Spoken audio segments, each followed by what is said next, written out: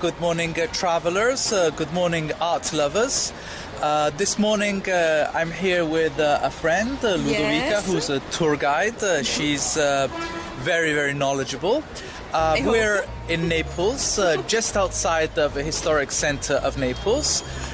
This street that you can see here is Via Carbonara, and it used to be a river. The street was built on top of a river, strangely enough.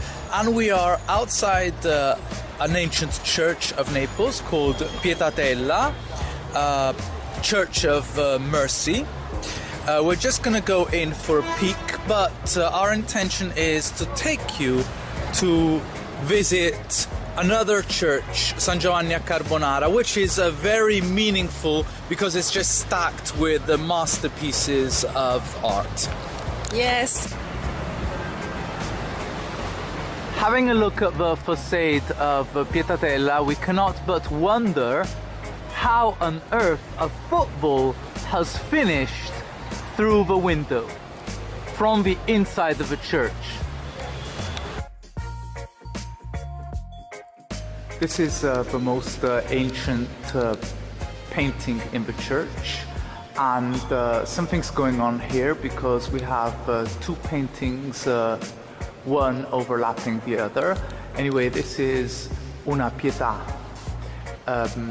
mercy in English, and it's the Holy Mary crying over Christ's dead body just taken from the cross. Closer look at the altar of this, let's say, side chapel, and we notice that it's inlaid marble, and the style is Baroque, or it looks Baroque to me at least. As I explained, this used to be the bed of a river. Later on, the street was built over the river, and access to the church was created through a stairway. We'll just call it the Stairway to Heaven for the moment, to joke about it, by architect San Felice in the early 1700s. This stairway is a signature by architect San Felice. It's a double rounded stairway, and it has great presence. You can go either way. Smack in the middle of the stairway there is a smaller church, the church the local people go to, especially old ladies who are too tired to walk up the steps. This church is nothing to boast about, except for this cloister-like area created by the stairway itself, with this little grotto dedicated to the Holy Mary, decorated or clad with stones from Vesuvius, and complete with a fish pond.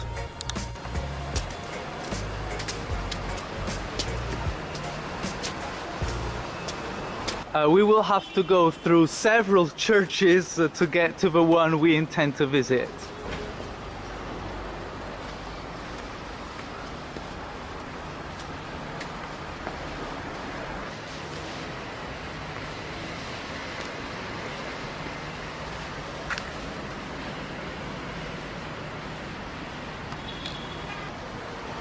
You access San Giovanni a Carbonara through this portal. One quick note on the stone that you can see throughout the church. This stone is called Piperno. The quarries of Piperno are finished, so the stone has become very valuable. This is the church we're going to visit. Obviously, anyway, the modern access to it is this side door that opens directly into the nave of the church.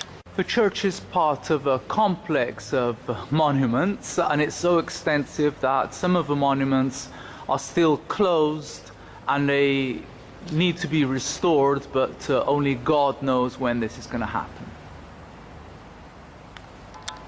Entering the church, we can immediately notice the tufa stone, which is another very common building material in Naples, and a difference in style.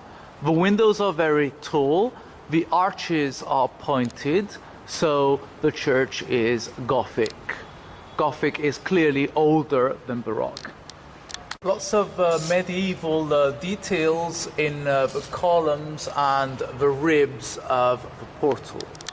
Just a quick word on the fresco outside above the entrance. It's a picture of St. Thomas and St. Augustine. St. Augustine is a guy who was born in Algeria. He moved to Rome, he became a Catholic, and he was sent from Rome to Ireland. He converted the Irish, he became a philosopher, and he came back to Rome.